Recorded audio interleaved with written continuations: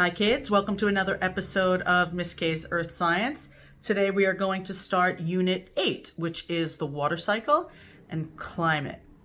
What you need for today is a blank piece of paper, and I'm going to go through this as quickly as possible. I am trying to make my video shorter, but you also need a spiral notebook on the side. There is a lot of vocabulary in what I'm about to draw for you.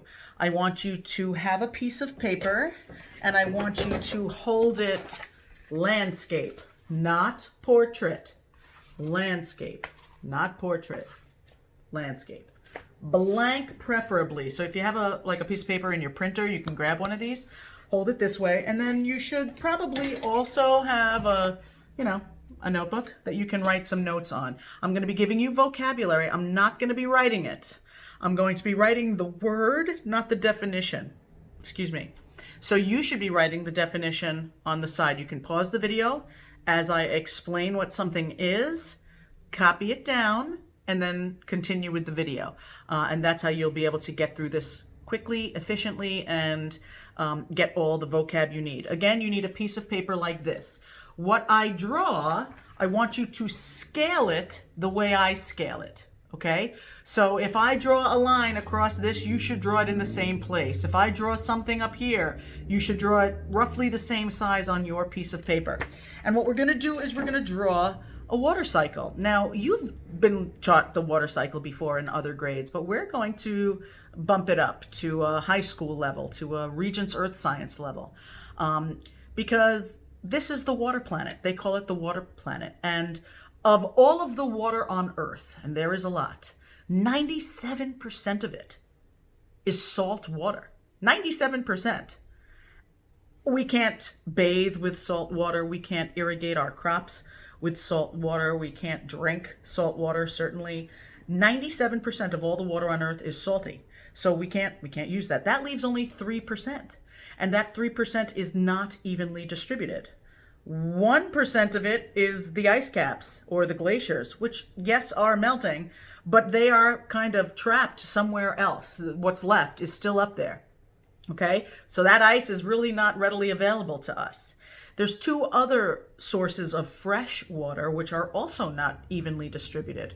One is surface water. Surface water is things like lakes and rivers, and we've dammed pretty much every river. A dam is one of those walls that they build in front to kind of keep the water for us.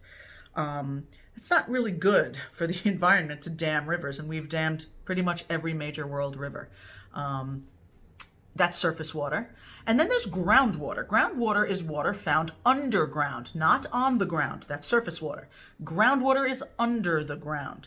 And of course, that comes from rainwater kind of trickling in to the ground. We're going to talk about all of that. And I'm going to explain why we don't really run out and how the water cycle works. So grab a piece of paper and a pen and follow along, draw with me, and have your spiral notebook beside you so that you can write down the definition of some of these words. Let's get started. Okay, the first thing that it all begins with is, of course, the sun. Somewhere up here, you're going to draw yourself a sun, just like when you were a little kid, the sun. And when you were little, you drew the sun's rays like that. And that's because the sun really does shine in all directions all the time. Even when it's nighttime, the sun is still shining. Now, somewhere below the sun is planet Earth, right? We think of the sun as being in the sky, so we are on Earth. And I want you to draw a curve. You've seen me draw this curve before in class. We're going to do it again right here. Draw a curve like this, and then a curve down like that. And I want you to make a little ocean. All right, this is the ocean. And this is actually where the water cycle begins. The oceans contain all the water, fresh and salt, right? Because salt is just dissolved in the ocean, but the ocean contains the water that dissolved it. So it's fresh and salt. Ultimately, in the oceans, it's salty, but the ocean is where we get the rain that gives us all the rest of the water. So how do we get it? Well, it starts with this. It starts with insolation, incoming solar radiation. Insolation. You might want to add that to your vocabulary. Insolation. That's I-N-S-O-L-ation. A-T-I-O-N. Sol as in sun in Espanol. Ation. Insolation. And you know that the only difference between all the different wavelengths of energy, all the different types of energy, is the wavelength. And I want you to make a squiggly line like this, coming towards the ocean. Because the ocean gets its energy from the sun. And of all the different wavelengths of light, the shorter waves get absorbed by the upper atmospheres, by the thermosphere, the mesosphere, and by ozone in the stratosphere. So most of those short waves are absorbed. Even some of the long waves are absorbed. But you know what gets through? Visible light. Visible light. And visible light, compared to what happens once it's on Earth, is considered a short wave. So you are going to write this where I am writing it. It's considered a short wave. This is visible light coming in from the sun, and it's considered shorter wave energy than what happens once it is absorbed. Now, you might recall what happens to light once it hits different surfaces. There's a few things that can happen. It can be reflected, which some of it is. It can be absorbed. It can be refracted or scattered. Well, the oceans absorb enormous amounts of heat. And when it does, it gets re-radiated as a much longer wavelength. And I want you to draw a much longer wavelength. And along this wavelength, I want you to write infrared. Remember, that is infra, not infer. It's I-N-F-R-A, not F-E-R. It's infrared. And infrared is another word for heat. Light, when it gets absorbed, changes to heat. So, comes in as shortwave visible light, goes out as long wave infrared. Long wave infrared. You could also add longer wave over here. And you'll notice I'm keeping this off to the side. I'm doing that for a reason. We need room on the rest of this chart. Okay? Well, what does this incoming solar radiation do? Well, it causes the ocean to evaporate. So I want you to draw two little arrows coming up out of the ocean. And this is evaporation. Evaporation, sorry, adds matter and energy. Matter and energy. Underneath that, I want you to write matter and energy. It adds matter and energy to the atmosphere. Matter in the form of water vapor, energy in the form of all the joules per gram that it takes to turn that liquid water into a vapor. And up, up, up it goes. And it's in the air even though we can't see it. Remember, water vapor is invisible, but at some point we can see it. And hopefully you remember that as this water vapor moves up, something happens. It RECCNDs. And hopefully you recall what that stands for. It rises, expands, cools, condenses around a nuclei to the dew point. Rises, expands, cools, condenses around a condensation nuclei to the dew point. It's important you know this. And it eventually condenses. This is condensation. When you can see a cloud, it is condensation. And clouds travel all over the world. And you'll notice I'm drawing the bottom of these clouds fairly flat. That's because this right here is the dew point elevation. That's the altitude of the dew point. When you go up in altitude, the temperature gets lower and lower and lower. When it hits the dew point temperature, that's when condensation begins. Okay? And there are clouds all over the world. Well, if those clouds get too saturated, then of course they will give us something called precipitation. Precipitation, that could be rain, snow, hail, fog, sleet, all the things, rain, precipitation, right? And we know that precipitation falls absolutely everywhere. Nothing is spared. It even rains in deserts. It doesn't rain that often, but it does rain in deserts. Now, that rain falls on the land, and there are different types of land. What land has always been land used to be covered with, nature.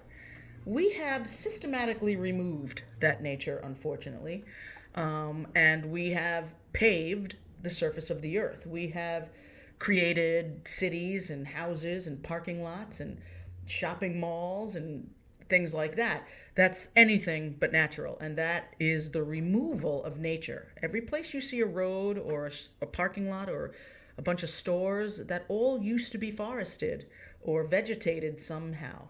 There are still some patches of trees around, so all the way over here, I want you to draw some trees. Just any old trees, happy little trees, right?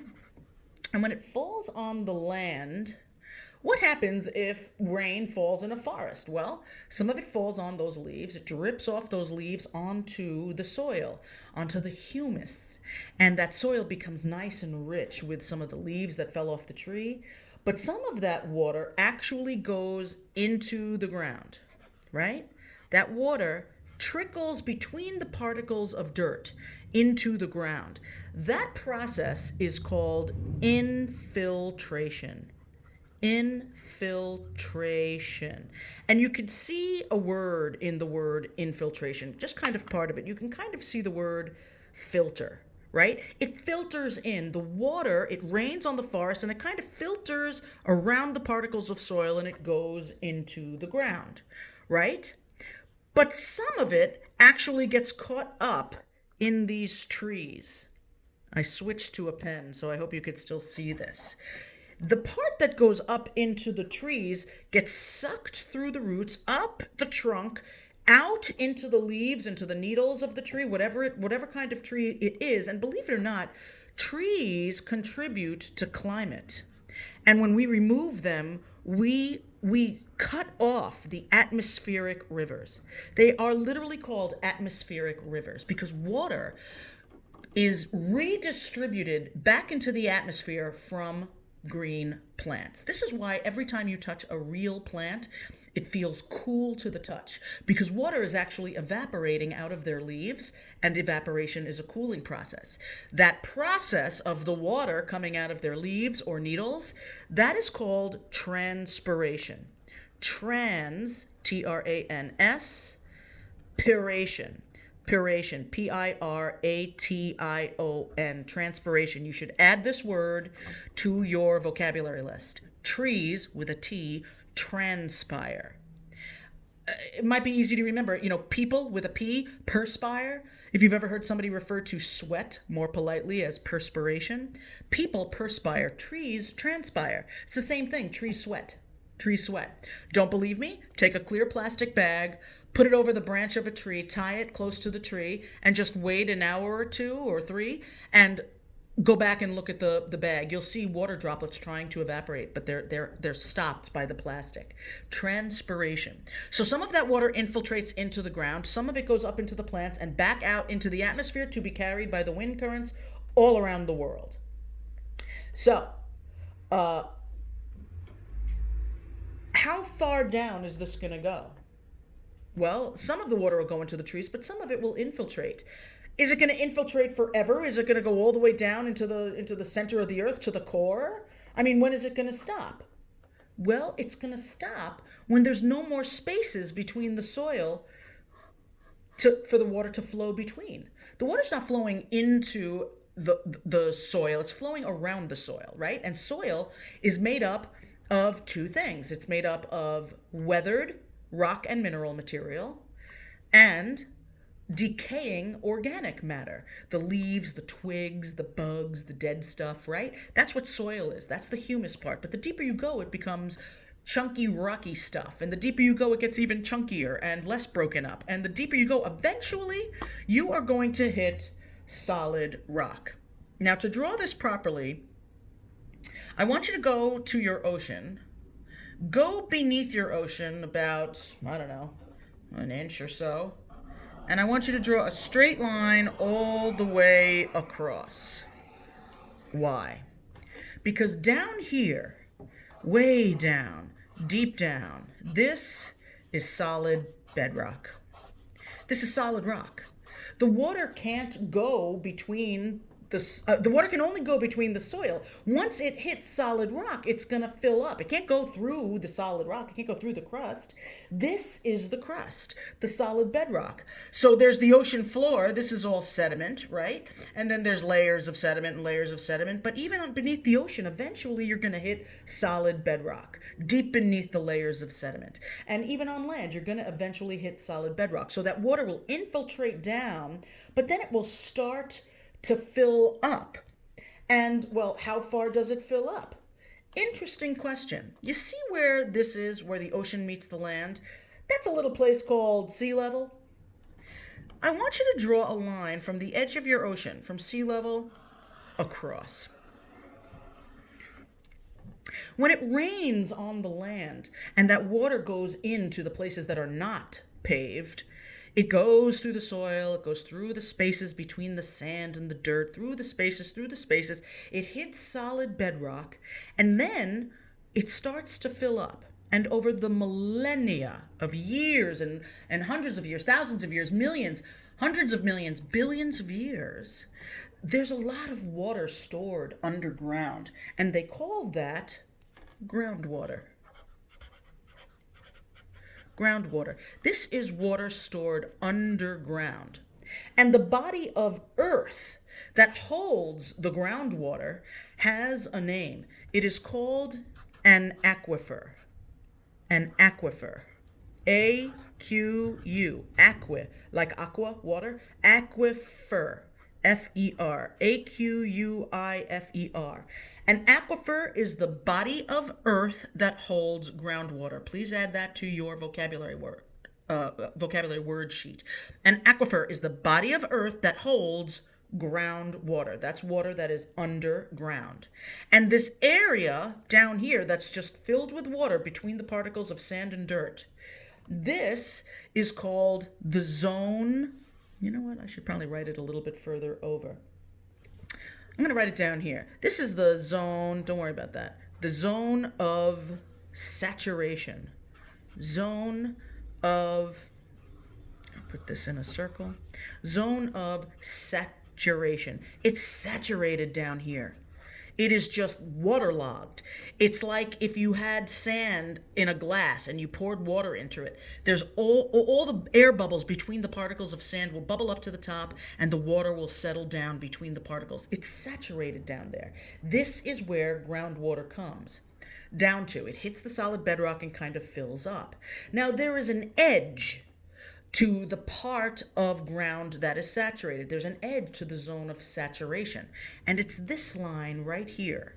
This line meets up with sea level. This down here is all soaking wet earth, and it's sitting on top of solid bedrock, but this is the edge of where it is completely filled between the particles of water. This edge has a name.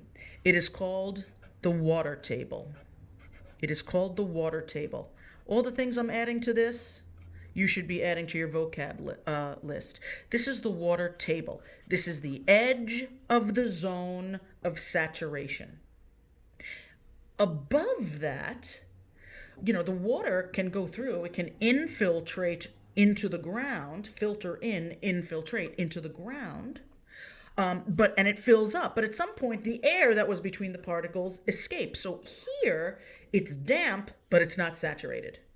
Over here, the ground, underneath the ground, is damp, but it's not saturated. It's aerated. It has air between the particles. The water goes down, the air bubbles up, and so between the particles of sand and dirt and soil, there's air. And so everywhere above this line is called the zone of aeration. That's a Z.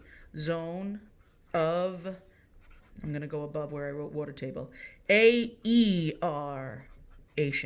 Zone of aeration.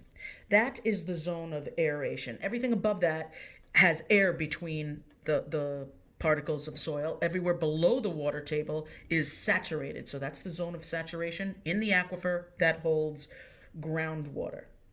Okay, let's come back on land. Not all water goes into the ground. Some of it creates surface water. And so somewhere over here, I want you to draw a little dip and water on top. This is a lake.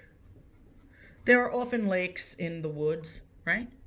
You know what else runs through the woods? Something like this. I want you to draw this. Ooh, a little line over here. And a second little line around it. What do you think this is? And look at where it's heading. That's a river. A river. Now, I didn't draw this perfectly because remember that rivers only flow downhill. They're found at lower elevations.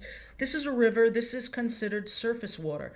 Many places around the world depend on rivers for their water supply. For example, lots of New York City's water comes from rivers that are way upstate, and they pump it and pipe it down to New York City. There is no groundwater in New York City.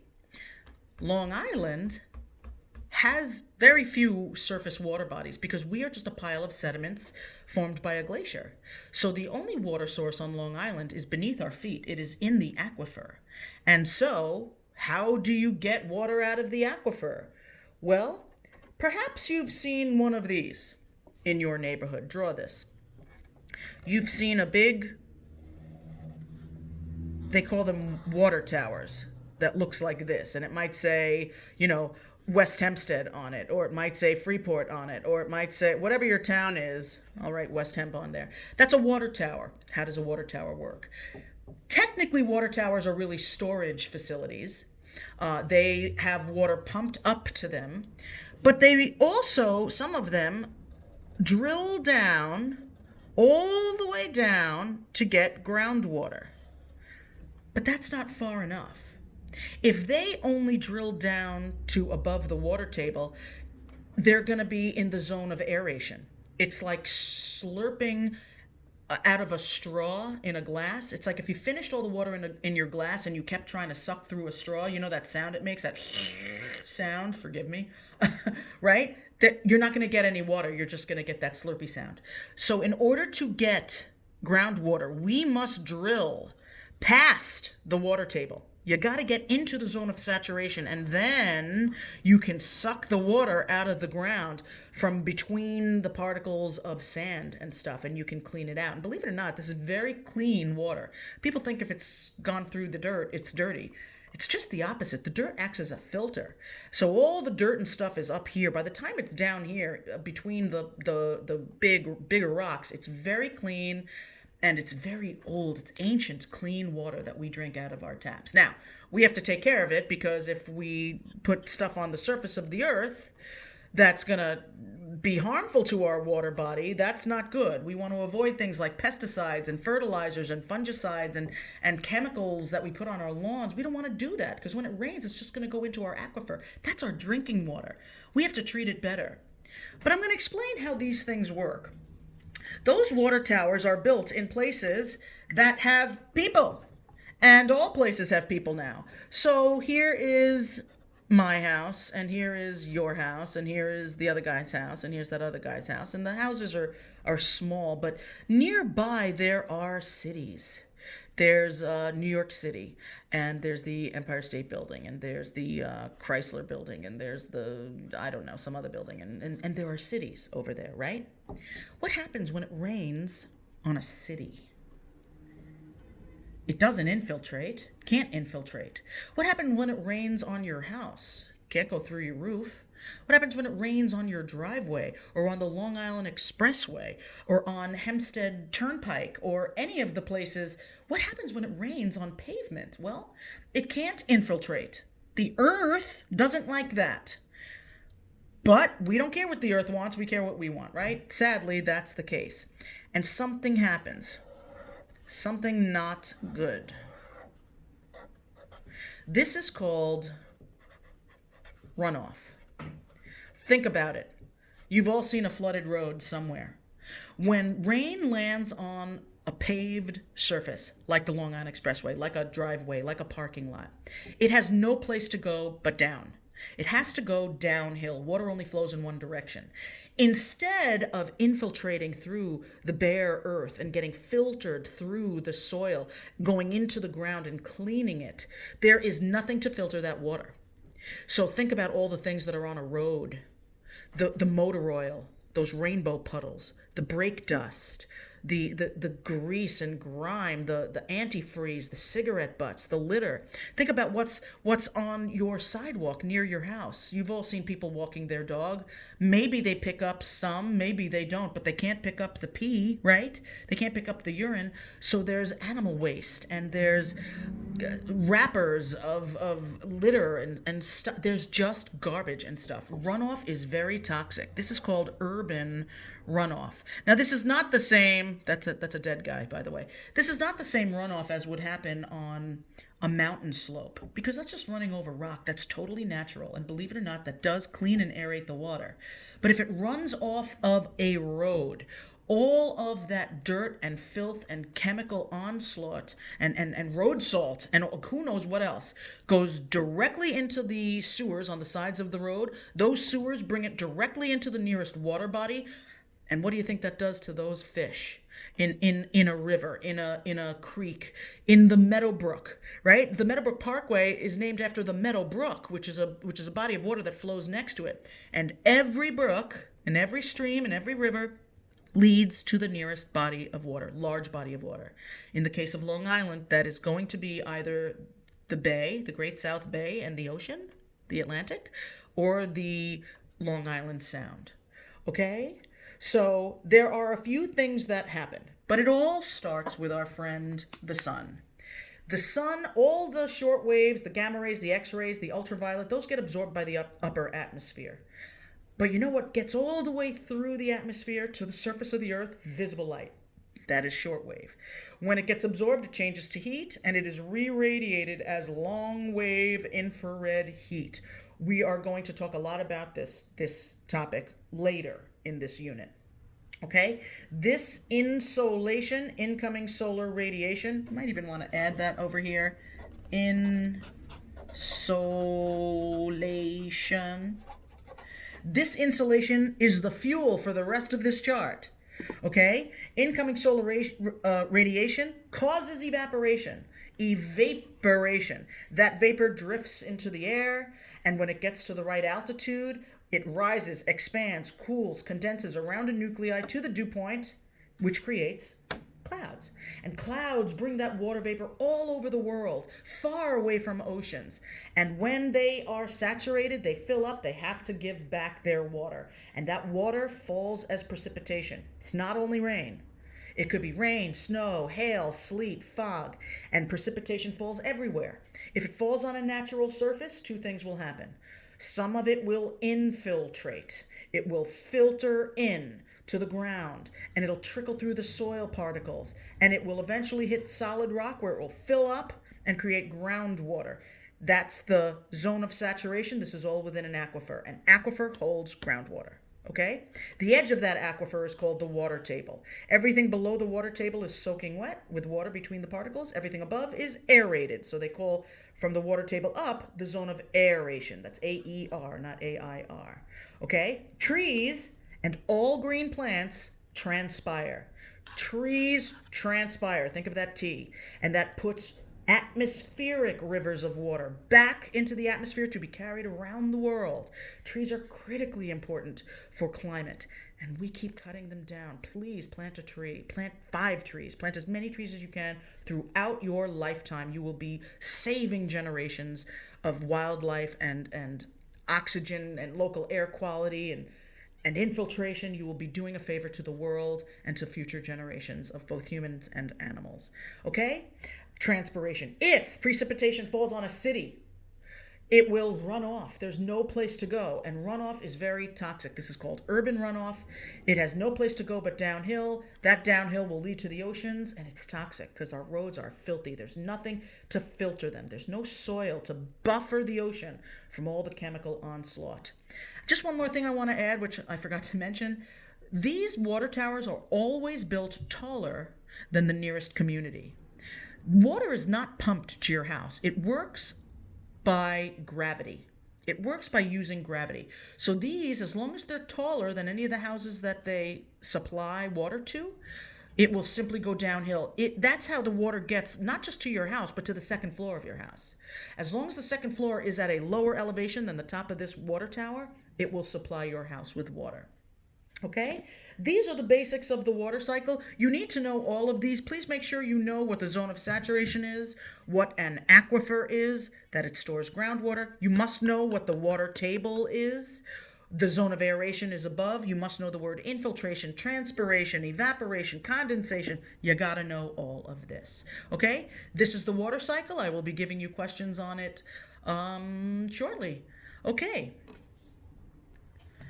That's it for the water cycle lesson. Please do your CASEL learning entitled Water Cycle. It's due in a week. Any questions, hit me up. See you next time.